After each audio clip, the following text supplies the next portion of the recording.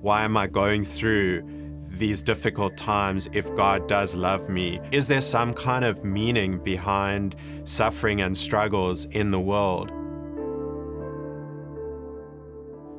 I grew up in Johannesburg, South Africa. My mother was Jewish and my dad was of Dutch origins. When I was quite young, my parents got divorced and I grew up largely with my mother and her side of the family. I remember going to my grandmother for Shabbat every Friday. I always felt much closer to the Jewish part of the family than I did to the other part of the family. I like the cultural side of being Jewish, but I felt like something was missing. I thought a little bit about the story of Pesach, and I thought about the story of how the cloud of God's presence would move, and I felt like maybe the presence of God had moved, but I hadn't kept up with the movement of the cloud, or we hadn't kept up. And so when I went to shul, I just felt like there was something missing in terms of a connection with God. It didn't seem like His presence was there. I was a very private person and I kept my thoughts about God and to a large extent about life to myself. I wanted to believe in something because I thought it was true. I had a lot of questions about the meaning of life and what I was doing and what role religion was ever going to play in my life. I went through some tough times as a teenager trying to find my identity and a lot of pains and a lot of questions. Why is there suffering in the world, or why am I going through these difficult times if God does love me? Just wondering if anyone really cared about me at a deep level. I thought that if I just did the right things and worked hard and enjoyed life, I would have a good life. Everything would be okay. But the problem is, I found I didn't really have an answer to the meaning of suffering in the world. Where does suffering come from? What's the purpose of some of the struggles that I've gone through myself? Is there some kind of meaning behind suffering and struggles in the world?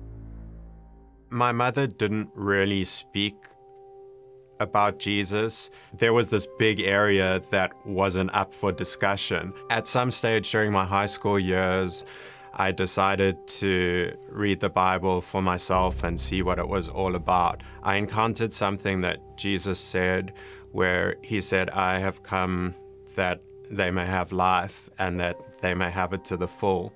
That statement drew me so powerfully because I realized all around me, people are looking for life. Everyone wants life, and everyone wants to feel like there is some bigger purpose to why they're here. I had to either take it seriously or I had to somehow put it to the side and just pretend like no one had ever given an answer, because He was saying, I am the answer and here's the answer to the questions that you are asking. I saw evidence that this Jesus fulfilled the prophecies of a Messiah who would suffer and die for the sins of the world. The greatest example of God using suffering for ultimate good is the story of how Jesus suffered and died for the sins of His people. The one person in human history who never deserved bad things to happen to him is the person who maybe suffered the most. He was put to death at the hands of men, but God raised Him up. It's through the suffering of Messiah that He brings us into the presence of God and opens up a relationship with God. If God used the greatest example of human injustice and of suffering to bring about the greatest miracle in the history of the world, there is hope when I go through struggles in my own life, and hope that no suffering is in vain. It all has a purpose in God's plan. I wrestled a lot and I struggled a lot. I felt like there was a distance that started to develop between myself and my family. And it started to come to a position where I realized I needed to make a choice. And I started to realize that this promise of abundant life that Messiah makes is a promise that is worth much more than any human relationship or the approval of people. God didn't feel distant anymore. I felt like He was moving my life in a certain direction, and I didn't know where it was all going, but I felt like there was no other way or no other path for me to go.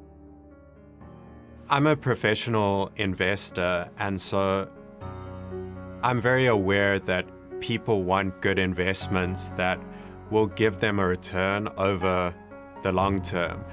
And one of the things that Jesus said was, don't lay up treasure for yourselves on earth, because on earth there's moths that eat up and rust that destroys, but lay up treasure in heaven. Everyone is aware that they only have a short time on this earth, but people are so obsessed with making money and having a lot in this life, but they seem to want to forget that they can't take any of that with them. The promise of life that Jesus makes is a promise of eternal life that begins in the here and now. The passion that His Spirit gives makes this life in this world have meaning. I need to sometimes remind myself of that, but it really is this wonderful truth and treasure that I enjoy and that no one can take from me.